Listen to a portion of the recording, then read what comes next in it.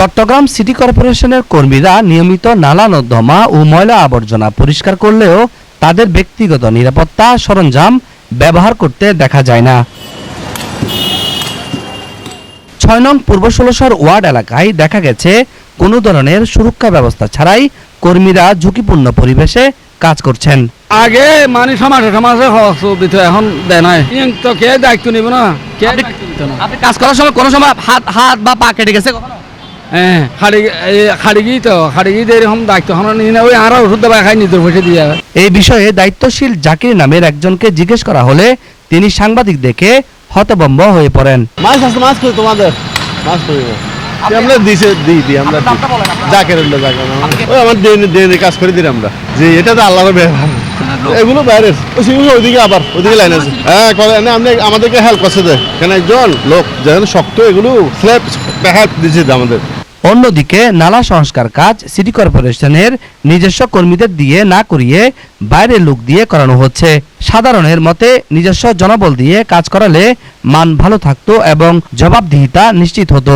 নিরাপত্তাহীনতার মধ্যে কাজগুলো ঝুঁকিপূর্ণ কাজগুলো করতেছে, যেহেতু এরা শ্রমিক কর্মচারী, তাদের পেটের দায়ে এই কাজগুলো এরা করতেছে অত্যন্ত ঝুঁকি নিয়ে। এভাবে কাজ করা উচিত না, কিন্তু এদেরকে অবশ্যই নিরাপত্তা সামগ্রীগুলো প্রদান করা উচিত। এদের সেফটি এবং সিকিউরিটির ব্যাপারটা নিশ্চিত করা উচিত। যাদের মাথার ঘাম পায়ে ফেলে আসলে এগুলো আমাদেরকে ভালো রাখে, তাদের দৈনন্দিন যে আমাদের আরামায়েশের ব্যবস্থা করে দেয়, এদের দিকে নজর দেওয়া উচিত বলে মনে করি। এই বিষয়ে সাধারণ মানুষের বক্তব্য, যথাযথ নিরাপত্তা ব্যবস্থা নিশ্চিত করে কাজ করানো জরুরি, যাতে কর্মীরা ঝুঁকি মুক্তভাবে দায়িত্ব পালন করতে পারে। বিষয়টি দ্রুত গুরুত্বের সঙ্গে দেখার জন্য সিটি কর্পোরেশনের প্রতি দৃষ্টি আকর্ষণ করেছে সর্বসাধারণ। দর্শক, এটি হচ্ছে ৬ নং পূর্ব ১৬০০ ওয়ার্ডের পুকুরপাড় এলাকায়। আপনারা দেখতে পাচ্ছেন এখানে যারা সিটি কর্পোরেশনের যারা সেবক রয়েছে তারা যে কাজ করছে, তারা বলছে যে যারাই তাদেরকে কাজে লাগিয়েছে তারা এই সমস্ত নিরাপত্তা সরঞ্জামে তাদেরকে না দিয়ে তাদেরকে কাজে লাগিয়েছে।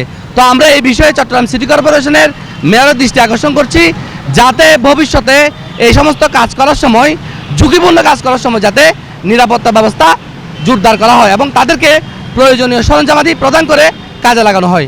চট্টগ্রামের ভদ্রহাট ৬ নং পূর্ব ১৬০০ ওয়ার্ড পুকুরপাড় থেকে মোহাম্মদ রবিন হোসেন, 24 টিভি।